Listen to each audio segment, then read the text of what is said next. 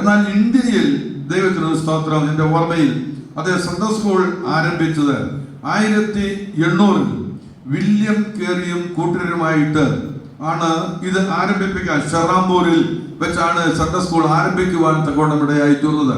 1800 William കേറിയും കൂട്ടരുമായിട്ട് ഷെറാംപൂരിൽ ആരംഭിച്ചതായ ഈ Sunday school പ്രവർത്തനം മാലിപ്പുറം വരെ എത്തിച്ചേർന്ന് ഇന്ന് ദൈവത്തിന്റെ കൃപയാൽ മനോഹരമായ ഒരു സൺഡേ സ്കൂളായിട്ട് ഇവിടെ നടന്നുകൊണ്ടിരിക്കുന്നതിനാൽ ദൈവത്തെ മഹത്വപ്പെടുത്തുന്നു, സ്തുതിക്കുന്നു.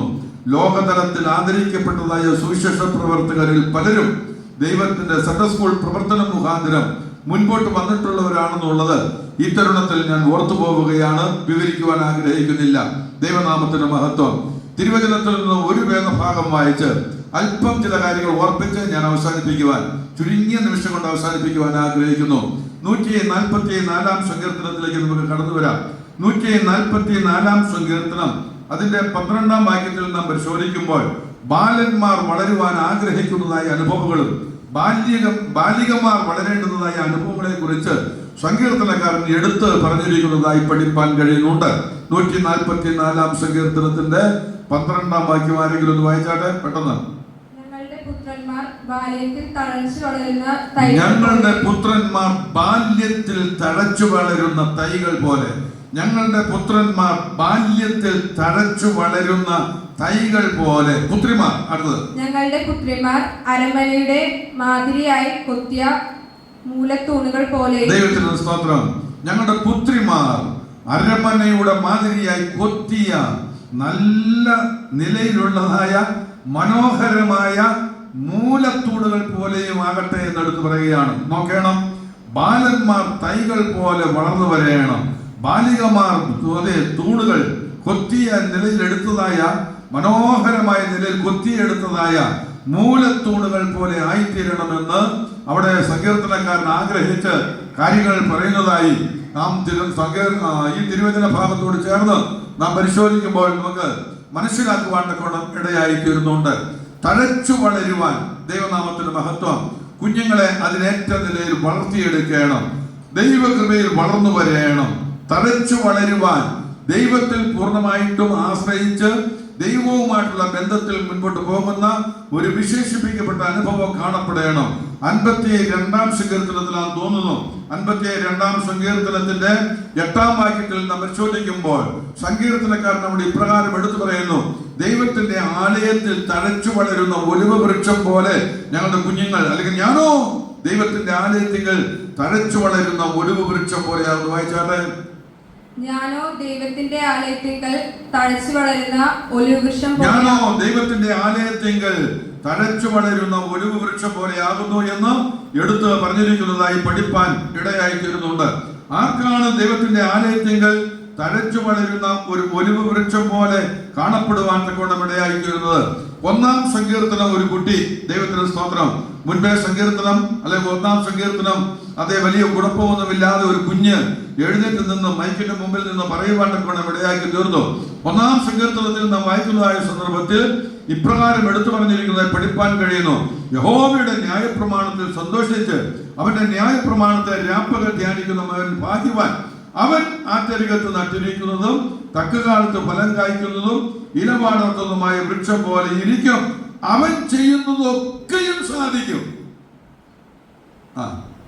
നമ്മൾ പറയുന്നത്, നമ്മളെല്ലാവരും പറയാറുണ്ട്, ഈ പറയുന്നത് ഞാൻ ഉൾപ്പെടെ നമ്മളെല്ലാവരും പറയുന്നത്, ആ കാര്യത്തിന്റെ പുറകെ പോയിട്ട് അത് സാധിക്കത്തുമില്ല, എത്ര നാളായി പോകുന്നു, എത്ര നാൾ കൊണ്ട് നടക്കുന്നു, ചെരുപ്പ് തേയുന്നതല്ലാതെ ഒരു ഗുണവും ഇല്ല. ദൈവത്തിന് സ്തോത്രം. ഇങ്ങനെ ഓരോ വിഷയങ്ങളുടെ മുൻപിലും നമ്മൾ പലപ്പോഴും അവതരിപ്പിക്കാറുണ്ട്. പല കാര്യങ്ങളുടെ പുറകെ പോയിട്ടും ഉദ്ദേശിക്കുന്ന കാര്യങ്ങൾ നടക്കാതെ വരുമ്പോഴുള്ളതായ മാനസിക ക്ലേശങ്ങളും ടെൻഷനും ഒക്കെ പലപ്പോഴും പലരുടെ ജീവിതത്തിലും വന്നു ചേരാറുണ്ട്. എന്നാൽ സങ്കീർത്തനക്കാരൻ പറയുമ്പോൾ എന്താ പറയുന്നത്? ദൈവത്തിന് സ്തോത്രം. അവൻ ആഗ്രഹിക്കുന്നു, അവൻ ചെയ്യുന്നതൊക്കെയും സാധിക്കും. പാസ്റ്റർ എം.ടി. തോമസ് ഒരിക്കൽ എന്തുകൊണ്ടാണ് ഇതൊക്കെ നടക്കാതിരുന്നതെന്ന് കാരണം, നീ ഉദ്ദേശിക്കുന്ന കാര്യങ്ങൾ, നീ ദൈവഹിതപ്രകാരം ഉദ്ദേശിക്കുന്ന കാര്യങ്ങൾ നടക്കാതിരിക്കുന്നതിന് കാരണം എന്താണെന്ന് ചോദിച്ചാൽ ഇതാണ് അതിന്റെ കാരണം: അവൻ ചെയ്യുന്നതൊക്കെയും സാധിക്കും. ആര് ചെയ്യുന്നതൊക്കെയും. ദൈവനാമത്തിന്റെ മഹത്വം. അതേ യഹോവയുടെ ന്യായപ്രമാണത്തിൽ സന്തോഷിച്ച് അവന്റെ ന്യായപ്രമാണത്തെ രാപകൽ ധ്യാനിക്കുന്നവൻ ഭാഗ്യവാൻ. അവൻ ദൈവത്തിന് സ്തോത്രം ചെയ്യുന്നതൊക്കെയും സാധിക്കുമെന്ന് കാണുവാൻ കഴിയും. അങ്ങനെയെങ്കിൽ ദൈവത്തിന്റെ ആലയത്തിൽ തലച്ചു വളരുന്ന ഒരു ഒലിവ് വൃക്ഷം പോലെ കാണപ്പെടണമെങ്കിൽ, ദൈവത്തിന് സ്തോത്രം നേരെ വളരണമെങ്കിൽ, നമ്മുടെ നാട്ടിലൊരു പറച്ചിലുണ്ട്. സ്തോത്രം എന്താ പറച്ചതെന്ന് അറിയാമോ? ദുഷ്ടന്മാർ പിന്നെ എങ്ങനെ ദുഷ്ടന്മാർ പന പോലെ തഴയ്ക്കും. ബാക്കി എടുത്തു തരാമോ?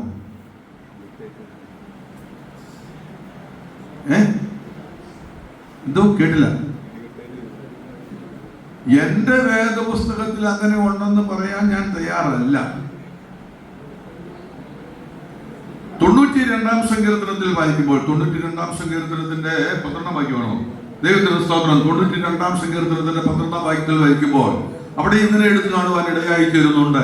നീതിമാൻ പന പോലെ തഴയ്ക്കുമെന്ന് പറയുന്നുണ്ട്. ദുഷ്ടന്മാരെ കുറിച്ച് പറയുമ്പോൾ പച്ചവൃക്ഷം പോലെ തഴയ്ക്കുമെന്ന, പിന്നെ അതിലെ ഞാൻ പോയി അത് കണ്ടില്ല എന്നും പറയുന്നുണ്ട്. ദൈവനാമത്തിന് മഹത്വം. നീതിമാൻ പന പോലെ തഴയ്ക്കും.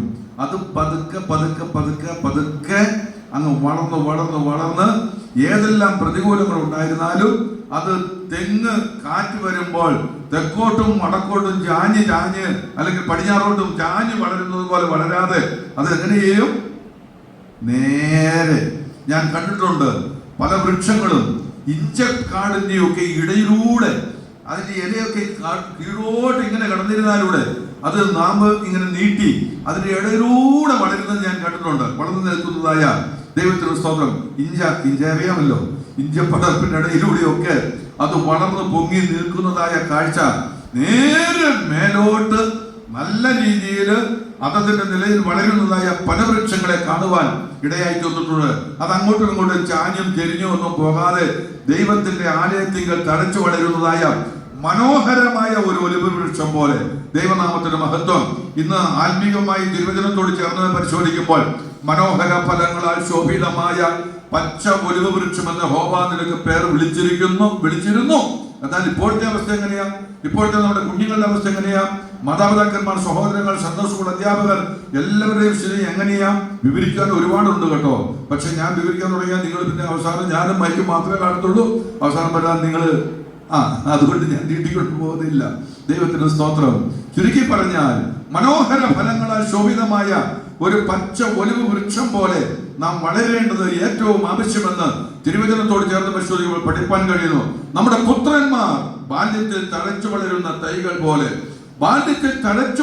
തൈകൾ പോലെ കാണപ്പെടണമെങ്കിൽ നീ ദൈവഭയത്തിൽ, നീ ഒന്നാമത് ദൈവത്തെ ഭയപ്പെട്ടവന്റെ വഴികളിൽ നടക്കണം. 128-ാം സങ്കീർത്തനത്തിൽ പരിശോധിക്കുമ്പോൾ ഇങ്ങനെ നമുക്ക് കാണുവാൻ കഴിയുന്നുണ്ട്. അവനെ ഭയപ്പെട്ടവന്റെ വഴികളിൽ നടക്കുന്ന ഏവനും ഭാഗ്യവാൻ എന്ന് പറഞ്ഞിട്ട് താഴോട്ട് വരുമ്പോൾ നിന്റെ മക്കൾ നിന്റെ മേശയ്ക്ക് ചുറ്റും ഒലിവ് തൈകൾ പോലെ. അങ്ങനെ മേശയ്ക്ക് ചുറ്റും ഒലിവ് തൈകൾ പോലെ ദൈവത്തിന്റെ ആലയത്തിൽ തഴച്ചു വളർന്ന ഒലിവ് തൈകൾ പോലെ കാണപ്പെടണമെങ്കിൽ ദൈവത്തിന് സ്തോത്രം, ദൈവത്തോട് കൂടെ അവരെ വളർത്തിയെടുക്കണം, അവരെ അഭ്യസിപ്പിക്കണം. ബാലൻ നടക്കേണ്ടുന്ന വഴിയിൽ അവനെ അഭ്യസിപ്പിക്കുക. വൃദ്ധനായാലും അവനത് വിട്ടുമാറുകയില്ല എന്ന് സദൃശവാക്യക്കാരൻ പറഞ്ഞിരിക്കുന്നതായി പഠിപ്പാൻ കഴിയുന്നുണ്ട്. അടുത്തതായിട്ട് നാം പരിശോധിക്കുമ്പോൾ പറയുന്നു, ബാലികമാർ എങ്ങനെയുള്ളവരായിരിക്കണം? അരമനയുടെ മാതിരിയായി കൊത്തിയിരിക്കുന്ന മൂലത്തൂണുകൾ പോലെ. ദൈവനാമത്തിന് മഹത്വം. കൊത്തിയെടുത്തതായ മൂലത്തൂണ്. ചില തൂണുകളൊക്കെ വേദപുസ്തകത്തിലും പറയുന്നുണ്ട്. കൊത്തിയെടുത്ത നിലയിൽ പണിയുന്നതായ തൂണുകളെ കുറിച്ചൊക്കെ വേദപുസ്തകത്തിൽ കാണുവാൻ ഇടയായി തീരുന്നുണ്ട്. ലോകത്തിൽ ഏറ്റവും ഉയരം കൂടിയതായ ടവറുകളൊക്കെ ഉണ്ട്. ഞാൻ ദൈവനാമത്തിന് മഹത്വം. അതിനേക്കാൾ ഉയരം കൂടിയതായ തൂണുകളും ഉണ്ടെന്നാണ് ചരിത്ര ഭാഗങ്ങളോട് പരിശോധിക്കുമ്പോൾ, അല്ലെങ്കിൽ നാം പരിശോധിക്കുമ്പോൾ പഠിപ്പാണ്ടൊക്കെ ഇടയായിത്തീരുന്നത്. ഞാൻ ആ ഭാഗത്തേക്ക് കടക്കുന്നില്ല. എങ്കിലും തൂണുകൾ, മൂലത്തൂണുകൾ, ഈ ആരാധനാ ഹാളിനോടുള്ളതായ ബന്ധത്തിൽ നോക്കുമ്പോൾ എൻ്റെ ചിന്തയിൽ ഞാനിങ്ങനെ ഒരു കണക്കുകൂട്ടി അങ്ങ് എടുക്കുകയാണ്. ഈ മൂലയ്ക്കൊരു തൂണുണ്ട്. ആ മൂലയ്ക്ക് ഒരു തൂണ് കാണുമെന്നാണ് പ്രതീക്ഷിക്കുന്നത്. ഉണ്ട്. ഇപ്പൊ ഇവിടെ നിന്ന് നോക്കിയിട്ട് അങ്ങനെ കാണുന്നില്ല. എന്നാൽ തന്നെയും അതിന്റെ പുറഭാഗത്ത് കാണാൻ പറ്റുമായിരിക്കും. ദൈവത്തിന് സ്തോത്രം. ചുരുക്കി പറഞ്ഞാൽ അവിടെ നിന്ന് വരുന്നതായ ചുവരും ഇവിടെ നിന്ന് വരുന്നതായ ചുവരും കൂട്ടി യോജിപ്പിച്ച് നിർത്തത്തക്ക നിലയിൽ മനോഹരമായ ഒരു തൂണായിട്ട് അതവിടെ നിൽക്കുകയാണ്. ഇരുപക്ഷത്തെ, ഇരു കുടുംബങ്ങളെ, ഇരു വ്യക്തികളെ ബന്ധിപ്പിക്കത്തക്ക വണ്ണമുള്ളതായ മനോഹരമായ, ഇനി അതിനെക്കുറിച്ച് ചിത്രീകരിക്കാനൊക്കെ പോയി കഴിഞ്ഞാൽ വളരെ കാര്യങ്ങൾ പറയേണ്ടതായിട്ട് വരും. അതെ, അങ്ങനെ യോജിപ്പിച്ച് ഐക്യത്തിൽ നിർത്തത്തക്ക. എന്നാൽ ഇന്നത്തെ ബാലികമാര്, ഇന്നത്തെ വളർന്നു വന്ന സഹോദരിമാര് ഒക്കെ എങ്ങനെയാണ് ഇരിക്കുന്നത്? ഐക്യപ്പെടുത്തി ഒന്നാക്കി വളർത്തി എടുത്തുകൊണ്ട് പോകുന്നുവോ, അതോ തമ്മിൽ പിണക്കിയ അന്തരീക്ഷത്തിൽ കൊണ്ടുപോയിക്കൊണ്ടിരിക്കുന്നുവോ? അതും ഇതുമൊക്കെ പറഞ്ഞു പിടിപ്പിച്ച് എങ്ങനെയെങ്കിലും ആകരുത്.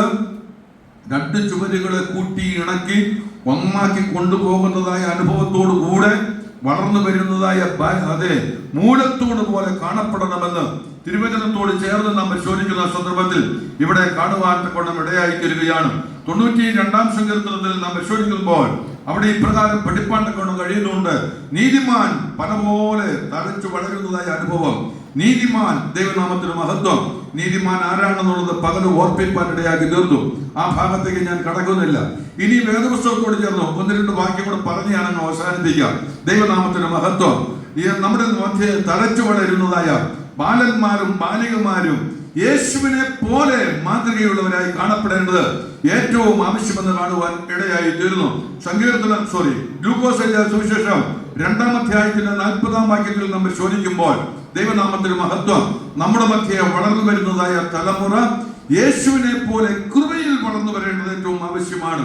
ദൈവത്തിന് സ്തോത്രം. 2-ാം അധ്യായത്തിന്റെ 40-ാം വാക്യത്തിൽ നമ്മൾ ചോദിക്കുമ്പോൾ ഇപ്രകാരം എടുത്തു പറഞ്ഞിരിക്കുന്നതായി മനസ്സിലാക്കുവാൻ സാധ്യമായി തീരുന്നു. വായിച്ചാട്ടെ ശിശു.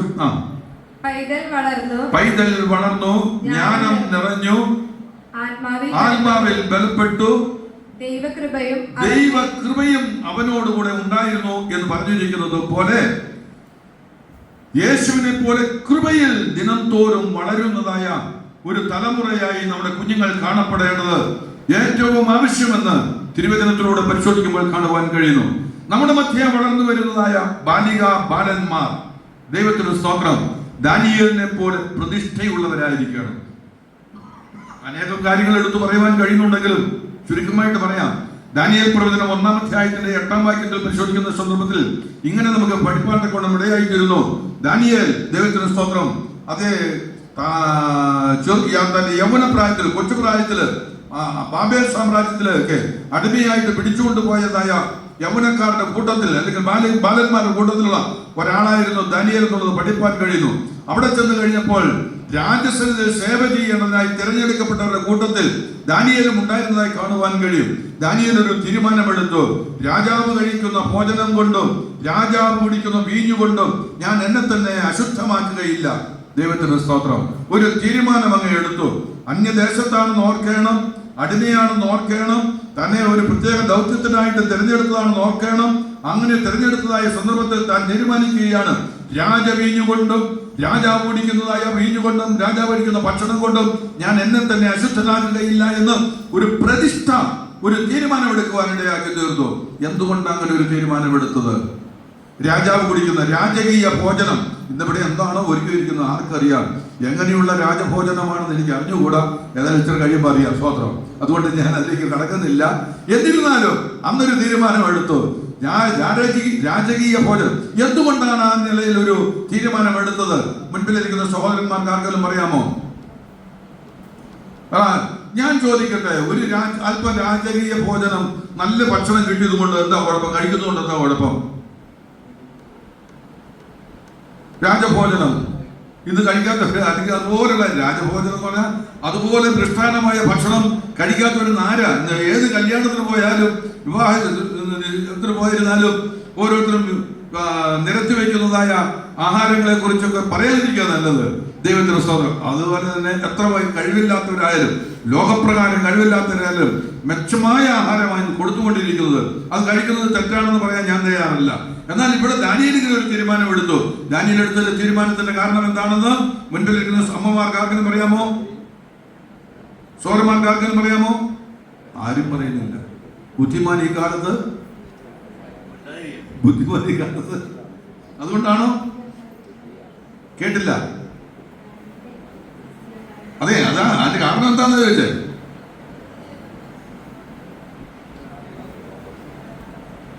അത് ഭക്ഷണം വിളമ്പുന്നതിന് മുൻപ് അവരുടെ വിശ്വാസ പ്രമാണ പ്രകാരം രാജകൊട്ടാരത്തിൽ ഉണ്ടാക്കുന്നതായ, രാജകൊട്ടാരത്തിൽ രാജകീയ അല്ലെങ്കിൽ ഉയർന്ന ആ സ്ഥാനങ്ങളിൽ ഇരിക്കുന്നവർ, കൊട്ടാരത്തിലുള്ളവര് ഭക്ഷിക്കുന്നതായ ഈ ആഹാരം എന്ന് പറയുന്നത്, ദൈവത്തിന് സ്തോത്രം, വിളമ്പുന്നതിന് മുൻപ് അവരുടെ വിശ്വാസ പ്രമാണ പ്രകാരം ദേവന്മാർക്ക് കാഴ്ചവെച്ച ശേഷം, വിഗ്രഹങ്ങളുടെ മുൻപാകെ കാഴ്ചവെച്ച ശേഷം, അതിന് ഏറ്റവും നല്ല കാര്യങ്ങൾ മാനേജ് ചെയ്ത ശേഷമാണ് ഇത് അത് മുൻപിൽ വിളമ്പുന്നതായിട്ട് അറിയുവാൻ കൊണ്ടും വേദപുസ്തകത്തിൽ എടുത്തു പറഞ്ഞിട്ടില്ല എങ്കിലും ചരിത്ര ഭാഗങ്ങളിലൂടെ വേദപണ്ഡിതാക്കൾ മുഖാന്തരമായി പറഞ്ഞിരിക്കുന്നതായ വിഷയം അങ്ങനെയാണ് മനസ്സിലാക്കുവാൻ കഴിയുന്നത്. വിഗ്രഹാർപ്പിതം കഴിക്കുന്നില്ല എന്നുള്ളതായ തീരുമാനം, അത് കഴിക്കുന്നത് പാപമാണ്, തെറ്റാണെന്നുള്ളതായ ഒരു ചിന്താഗതി മുൻപിൽ വന്നതിന്റെ ഫലമായിട്ടാണ് രാജാവ് കുടിക്കുന്ന ഭക്ഷണം കൊണ്ടും വീഞ്ഞുകൊണ്ടും തങ്ങളെ തന്നെ അശുദ്ധമാക്കുകയില്ല എന്നുള്ള ഒരു പ്രതിഷ്ഠ തീരുമാനമെടുക്കുവാനിടയായത്. പക്ഷെ അങ്ങനെ തീരുമാനമെടുത്ത ദാനിയേലിന് സർവശക്തനായ ദൈവം മാനിച്ചതായി, അവരുടെ മുൻപിൽ മാനിച്ചതായി വേദപുസ്തകത്തോട് ചേർന്ന് പരിശോധിപ്പാൻ പഠിപ്പാൻ കഴിയുന്നുണ്ട്. ചുരുക്കി പറയട്ടെ, അങ്ങനെ വളർന്നു വരുന്ന ശരിയായ തീരുമാനമുള്ള പ്രതിഷ്ഠയുള്ള കുഞ്ഞുങ്ങളായി കാണപ്പെടണം. സ്കൂളുകളില്, കോളേജുകളില് വസിക്കുന്നതായ സന്ദർഭത്തിൽ പോകുകയും വരികയും ചെയ്യുമ്പോൾ ദൈവവചനാനുസരിതം ജീവിച്ച് പ്രവർത്തിച്ച് മുൻപോട്ട് പോകുന്നുള്ള തീരുമാനം ഉണ്ടാകണം. അങ്ങനെയുള്ള തീരുമാനത്തോടെ ജീവിച്ച് മുൻപോട്ട് പോകുന്നുള്ള തീരുമാനമുള്ള കുട്ടികൾ കരങ്ങൾ ഉയർത്തിയാട്ടെ, ഒരല്ലേ പറഞ്ഞാട്ടെ. ദൈവം തന്നെ അവരെ സഹായിക്കുമാറാകട്ടെ. ദൈവത്തിന് സ്തോത്രം. തുടർന്ന്